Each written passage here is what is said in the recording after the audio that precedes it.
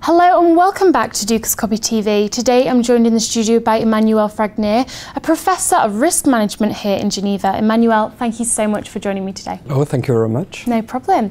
Now today we're talking volatility. So how much of a risk is volatility in the financial services industry today? Yeah, the word volatility, so in mathematics it corresponds to the standard deviation, the square root of the variance, and this is really the main definition of risk. In enterprise risk management, for instance, there's another definition. It's the risk equal the probability multiplied by the damage done.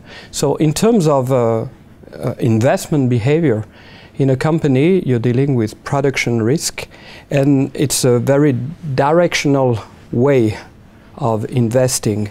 In finance, it's typically because it's linked to volatility, the price moves of a stock. It's really related to an in and out behavior. And it's really the foundation of all the risk models. I see. And are we seeing a big sort of stint of volatility at the moment, and will we see volatility subside anytime soon? Yeah, that's a good point. Before we could say that we had like patterns attached to volatility, with a concept in finance known as a reversion to the mean. When prices would go up, you would know that at some point it would decrease, get back to like an average. Today we don't have these patterns as obvious as it was before. So it's more like an accidental volatility. And yeah, I mean, volatility was a good thing to make that investor would play on this market.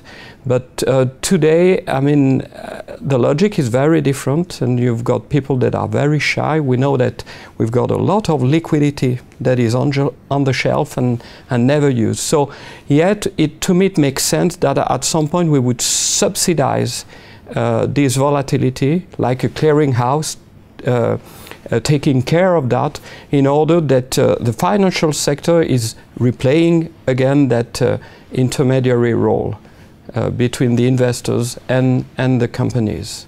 I see. So it's harder to read and harder to predict. Oh, very hard to read. I think it would be extremely dangerous to try to make investment based on volatility forecasts. I see. And just looking at the current economic crisis, have the conventional and the non-conventional forms of risk management, would you say they've worked? I wouldn't say, even if I'm a risk manager, I'm teaching risk management, I should say that these models have failed on a global basis. Very few banks have managed, in fact, to gain a lot of money based on these models. But the main flow of these models is that okay, the mathematics related to the volatility criterion is well addressed, but right from the beginning, the liquidity risk, which is the risk that makes that banks are working together, are creating that financial system, was not taken into account.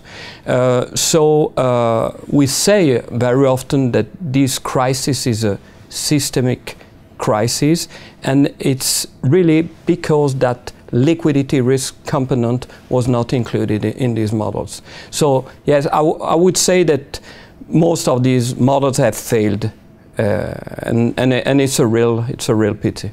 Well, Emmanuel, thank you so much for your insights today. Just lastly, we're going to go on to our Dukas Copy question. So that's a question we ask all the guests that come into the studio. So the question is, if you had $1 million to invest in the market for just 1 year, where would you put it and why? And these are your options here. It's difficult to choose. I'm a conservative. I've got a conservative risk appetite, as we were saying, and I would say probably real estate. But my point is that today the real relevant investment is in education for yourself and above all for our children. Well, thank you so much, Emmanuel, for those interesting insights today. Thank you for coming in the studio. Thank you very much. That's all from us here in the Dukascopy studio, but make sure you click back to the website for more interviews and updates.